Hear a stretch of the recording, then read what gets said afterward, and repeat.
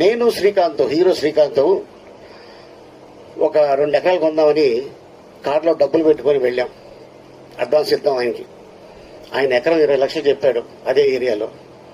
మాతో పాటు ఒకడు వచ్చాడు. మీకేమైనా బ్రెయిన్ దుబ్బిందా, ఇక్కడ కొంటారేంటి అన్నాడు. ఆ రోజు ఆడు చెప్పకపోతే అప్పుడు 20 లక్షలు ఎకరం, ఇప్పుడు అదే ఎకరం 80 కోట్లు. ఆయన్ని తీసుకెళ్తాలో 80 కోట్లు చెప్పకపోతే అప్పుడు 20 లక్షలు ఎకరం, ఇప్పుడు అదే ఎకరం 80 కోట్లు.